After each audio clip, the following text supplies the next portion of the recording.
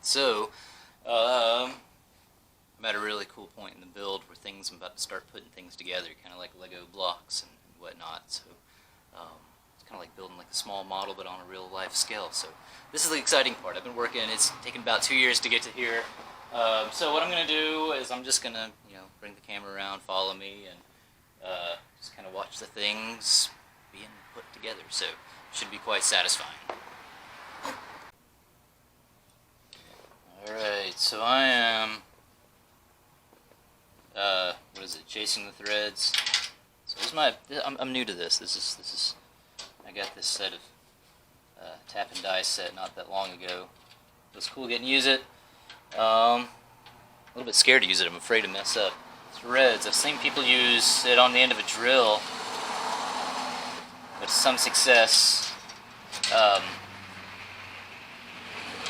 That's too aggressive for me. I'm still learning. So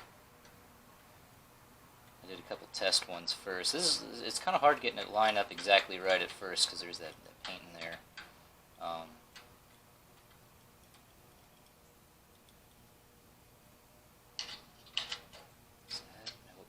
Actually, something that helped me the first one was trying it with a bolt first. I kind of got the thread started. There's no cutting surface on this like there is on this. That's where I'm worried I might mess something up. It's going in nice.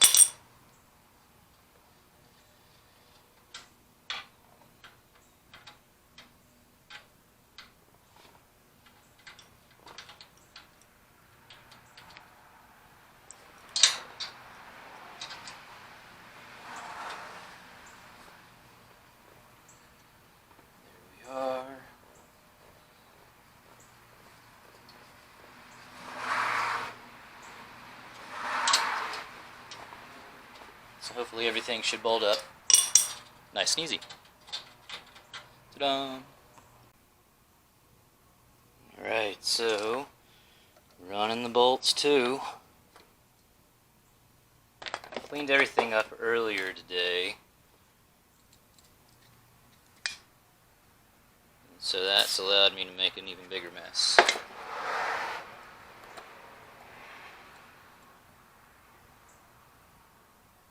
So before I did this, I tested it first on, because I got an old frame, so I got some extra bolts and whatnot. Tried it on that bolt, tried it on an extra other piece, and everything worked well. So it's nice and gravy. So this is what we'll be doing. Making sure parts, where I'm not replacing it with brand new. I got a lot of new bolts and nuts and stuff. All the nylock ones are going to be replaced for sure. So yeah, play with new tools, learning new things, doing new stuff, making things excellent. Alright, so those bolts, for the record, that's pretty much what this is a record, is those bolts were 3/8 by 24, the threads. So that's what tap and die said I used.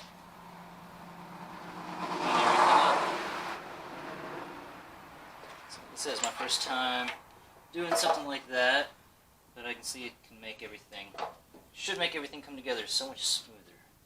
Because right there, that bolt just, like, it's there. Nothing to fight.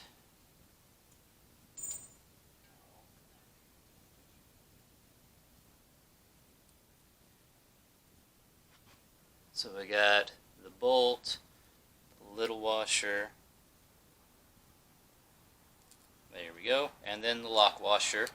And the one up top, I was thinking I'd missed it, but then I realized, oh, neither one had it, so the one up there only gets the little washer, these four get the lock washer. At least that's my understanding of it.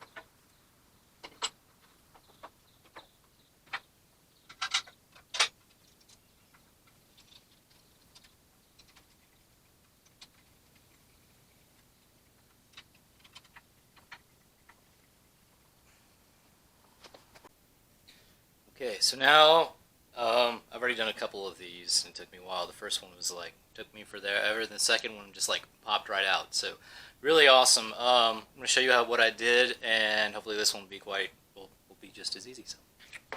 So I've seen other people make tools like this, and I found this bolt, and I had a washer that I liked, and another washer that I liked. Oops. And another washer that I liked, and then a nut that goes on the end of it. But this one had a like a flathead screwdriver end on it, which I didn't like, so I just welded another bolt, screw, depends on, I don't know how you classify it. Anyhow, on there, so now it's kind of got a handle to hold it. So, here's what we've done. I put a thin layer of bearing grease on the inside of here. I don't know if that helps or not, but I figured why not. So looks like the two sides are a little different. This one has got a steeper angle, this one's got a shallower angle, so I'm guessing this side going in makes the most sense. And I don't know which way goes which, but they really both take up about the same amount of space, so I don't know. Somebody might be watching this saying you're doing this wrong, but I think it'll still be okay. Won't be the end of the world. Should have done my homework more, but we'll see. So I got here. Which way did I do it? I think I did the smaller one here.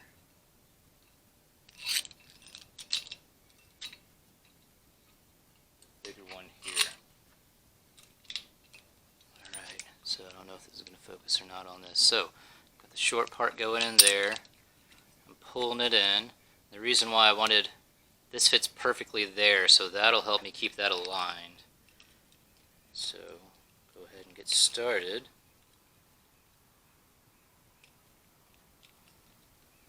I was trying to use the press on this too, and that's what I was thinking I was going to do, and it was a pain, and the thing was bulging out, and it was all the stuff. Okay, so that's lined up there. We're tightening here.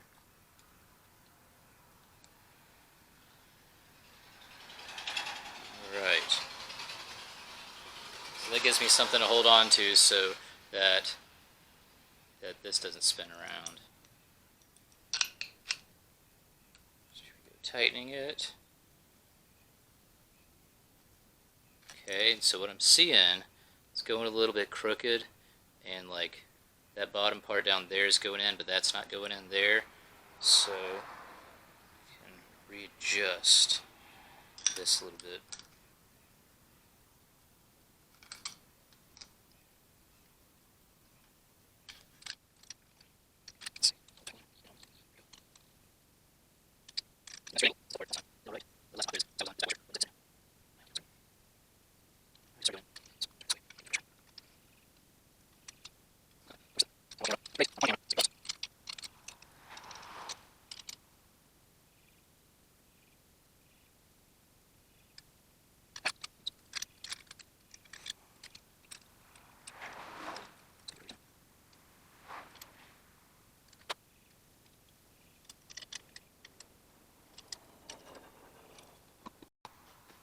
Alright, so anyhow, I got it. So it kept wanting to blow out to one side or another, and it kept having to back it up, readjust it, and then try to have it at a certain angle, and I tighten it in, and then just, just kept messing with it, pressing with my thumb while I kept being a pain. Anyhow, so I got it all the way around. Once it's there, hopefully I'm correct, and then this time it's still Easyville. And so, like, went till it starts bulging out a little bit, because that's as far as I can go. And then, there we go. But the hard part's getting over that bump. You get over that bump, and you're all good. I'll show you what I discovered last time. It was like there was that, the metal insert. I was worried about where it was, and I was pushing it back and forth, and almost slid out, and then I realized, oh, all I gotta do is this, and it popped right through. Not like, there we go. Push my leg. Ta-dam! Got a bushing pushed. Here's number 2. And now, alright, so I'm about to sign off for today. I think I may have had the microphone off on a bit. There's a whole saga of, like, putting these things in. The bushing. So anyhow, I got them in. That's good enough. I made a little tool, pushed them, figured out what worked, what didn't work. I might do it again on another video. But anyhow, that's that. And I'm just going to take a break today, maybe clean some stuff up. So that's that. Alright, so you may or may not have noticed, I got the shock towers on the wrong sides. I kept right and left side like, there's everything here, there's everything here, and I think somewhere moving from point A to point B, my mind I switched left and right accidentally. So anyhow, checking my notes last night, making sure I had everything just right. Had these backwards. So I'm going to switch those, I'm going to put some other things up. Some other notes of how things go on there correctly is you'll notice these brackets for the lower, I just blanked on the name, A-arms or something. So this one goes in the front, all the way to the front of the car. And this one is in the back behind the shock tower. So, oops, there, that's how that goes. This is on the left side. And then, here, this little part that sticks up goes towards the front of the car as well, too. And I'll show you how you can tell which ones of these goes which. So this, where are we pointing at? These brackets here, or brake lines and whatnot, go towards the front of the car, which makes a lot of sense too because, let's see, turn this around. They're the engine mounts, and the engine mounts go on the front as well too. So maybe you notice that, maybe not, but now you do. Alright.